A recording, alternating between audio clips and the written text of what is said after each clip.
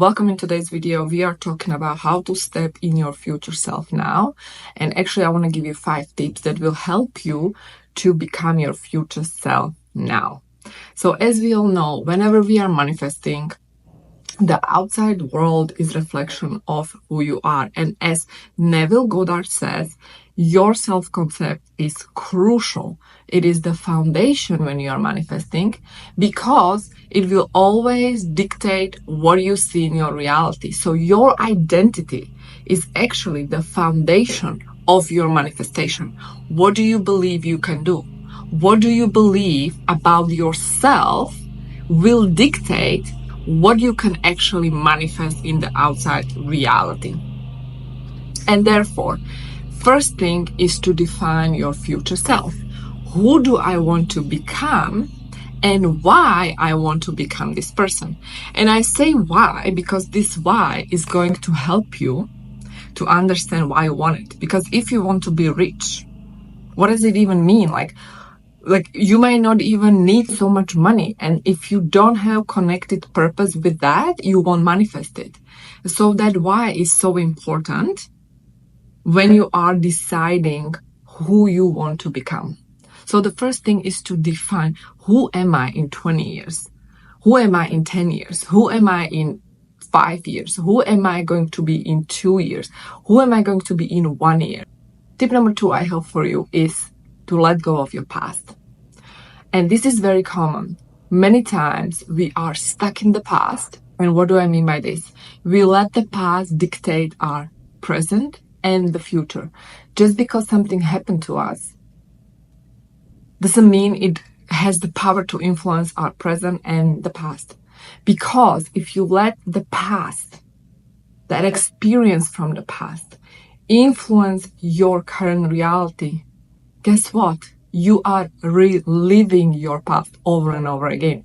So there is no way you can actually step into your future self and become that future self if you are still living that past experience, emotionally speaking. If you've been through painful breakup and instead of letting it go and forgiving yourself and the person, you are still stuck in that emotion of that heartbreak, guess what? You won't be able to attract your soulmate, the one, into your life because you are reliving the past over and over again. So tip number 2 is really to let go of these emotions and understand that the past is the past. It happened. And you have the power to actually reframe the story, what happened to you. You can take a look and see this story, this experience from different perspectives. And I actually encourage this to all of my clients when I coach them. Take a look at this particular story, this experience from different perspective. And that perspective will help you to let go and to see that wisdom behind that experience, even though it was painful. In other words, you can turn lemons into lemonade. I've done it myself. I remember my heartbreak, and that heartbreak was actually the catalyst for my spiritual awakening. And as a result of that catalyst, I was then able to write the book. Then I was able to work on myself, evolve myself, and then eventually start coaching people, help other people, and so on. So really, when you look back at this painful experience, you are going to find that beauty in it, even though it was painful. Tip number 3 I have for you is to become aware who are you surrounded with. This is important because people influence people. Like attracts like. Everything is vibration. So for you to step into your future self, step into shoes of your future self, you need to become a different person. Your future self is different person. Your future self is thinking differently, feeling differently, and I bet you is talking to different people, is interacting with different people, is having very different lifestyle. And so I want you to look at the people, the circle of people you have around yourself now. Look at 5 people you are surrounded by. These are the closest people to you. And how do they live? How do they think? How do they vibe, if you will? and how are they actually influencing you? Because if you're surrounded by people who are constantly negative, constantly gossiping, constantly depressed, these people are actually, instead of supporting you in your growth, they're draining you. And energetically, believe it or not, this energy is influencing you. And so this is something that I had to look at when I was making changes in my life. And sometimes it's very painful because it is not easy to let go of people that you love. But if this relationship is no longer serving you, if this relationship is toxic, if this relationship is, instead of adding, taking from you, if there is no exchange of energy, then you know it's time to let it go.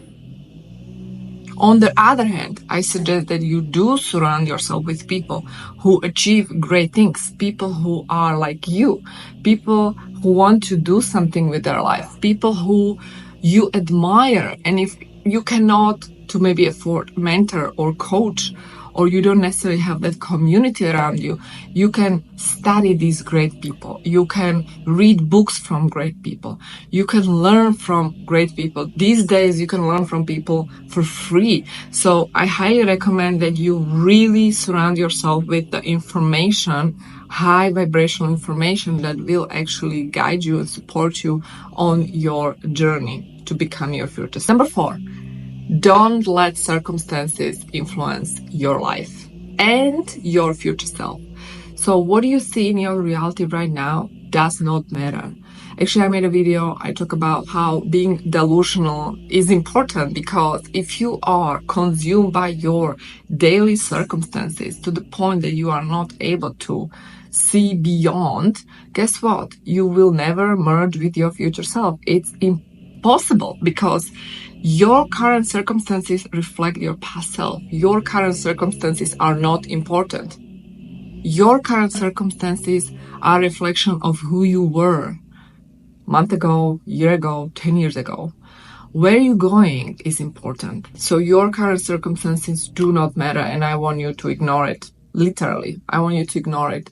And instead of that, I want you to tune into your future self, who you are becoming, because that is going to be who you become. Lastly, is to just do it. Because if you're someone who is only thinking about stepping into your future self, if you are only dreaming about your future self, but you actually don't do it, you don't take action, you will never merge with your future self. What is required is to actually get messy.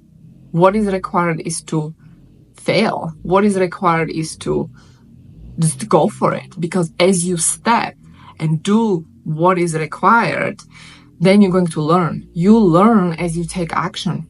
You learn by quote unquote failing, but there is no real failure. As long as you keep going, as long as you really learn from each stepping stone, the failure is the stepping stone to your success. As you are learning, you are not failing.